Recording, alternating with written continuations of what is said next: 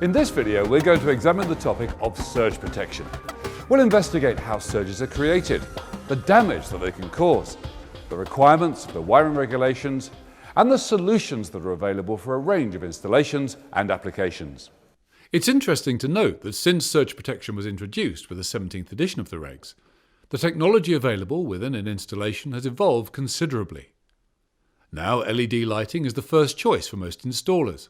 Smart technology, whether for new installations or to augment existing ones, is now commonplace. This fundamentally means that homes, offices and all workplaces are increasingly vulnerable to failure and downtime caused by surges. The first thing we need to understand is exactly what surges are, how they are caused and how destructive they can be. Surges are overvoltages, so a voltage beyond the rating that an electrical installation was designed to operate at. Lightning is probably the one source of an overvoltage that we're all familiar with. But there are man-made causes of overvoltages as well. For example, those caused by the switching of large electric motors.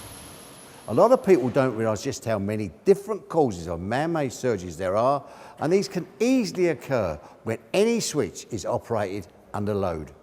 To understand what can happen when there is an overvoltage, we've come to the home of Dean, a leading manufacturer of surge and lightning protection equipment.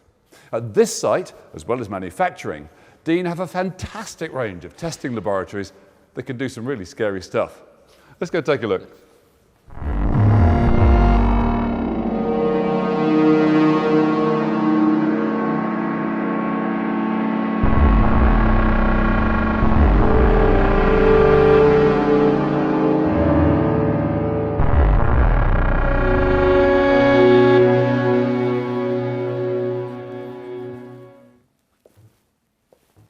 This laboratory is capable of delivering electrical surge impulses up to 400 kA.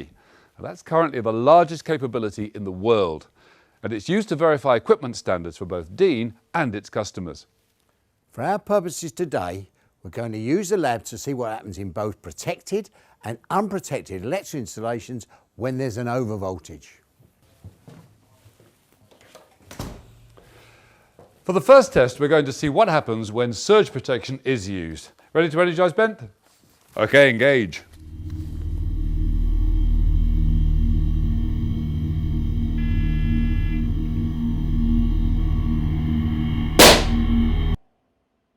Well, as you can see, it was a bit of a pop, but no damage, exactly as expected.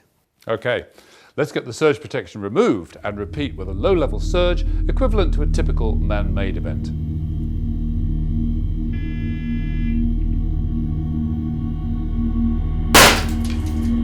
Well, it didn't look like a lot happened there, but looking at the slow-mo camera, you can see actually a lot more that happened than we thought. Okay, so now let's ramp it up and see what lightning can do.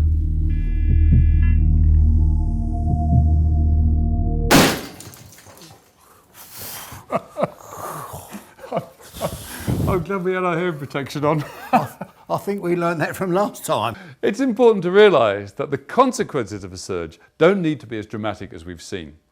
Quite often, if you've had an electronic device fail, this will have been caused by degradation resulting from a low-level surge. If you use extension leads which incorporate surge protection, although there is a level of protection for the plugged-in equipment, we'll see later that the regs require zones of protection starting at the origin of the installation. So we've seen that without proper surge protection, considerable damage could be caused not only to the electrical installation, but also to the building and also possibly any nearby people. In the next part of the video, we'll examine some of the scientific principles which explain how surges happen and how they propagate around buildings and other structures.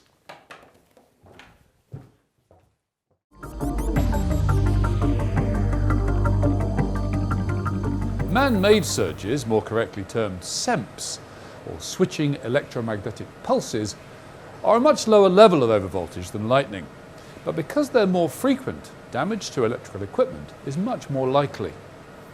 This type of surge is often referred to as a transient or an inrush and happens whenever large loads, especially inductive ones, are switched on or off. An inductive load is usually one which has lots of coils of conductors, so transformers, ballasts in lighting switchgear, and of course electric motors. Not only do they oppose the flow of electric current, but they also produce a lag. And whether you understand these terms or not, the end result is that upon switch on or switch off, it's possible for a fraction of a second for a large amount of current to be flowing. It's not unreasonable for a transient caused by a large electric motor to reach 4 kV and 2 kA. Obviously, surges of this size, even if only very brief, can cause problems for nearby electronic equipment. And SEMPs are the most common cause of interruption to the operation of devices such as PLCs, programmable logic controllers, used in production lines. In many cases, the site occupier probably won't even realise that these interruptions are caused by surges generated by nearby inductive loads. And of course, in many cases, these surges will slowly degrade electronic components, ultimately leading to equipment failure.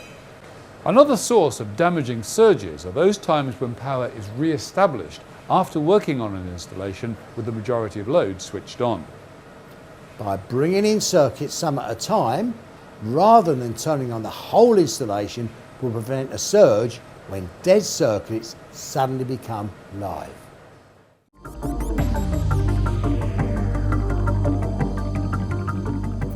Well, there we are. In this video, we've examined the science of surge protection, the risks and the damage that can be caused. We have also examined the requirements of the 18th edition of the IET wiring regulations.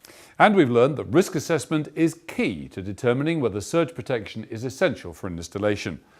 And that in many cases, this won't be to do with how often a surge is likely to occur, but ultimately what does the installation user have to lose if there is one. See you soon.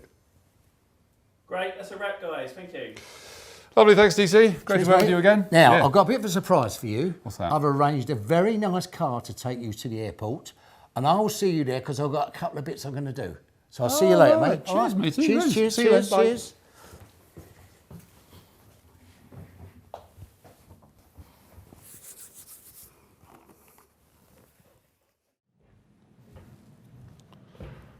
Wow, what a classic. That's a beauty, isn't it? Oh, thank you, Tone. You're such a gent. Imagine arranging this for me. Oh, that's very strange. There's no controls in here. Why have the lights gone off? What's all that? I've got a bad feeling about this. Oh! Ah!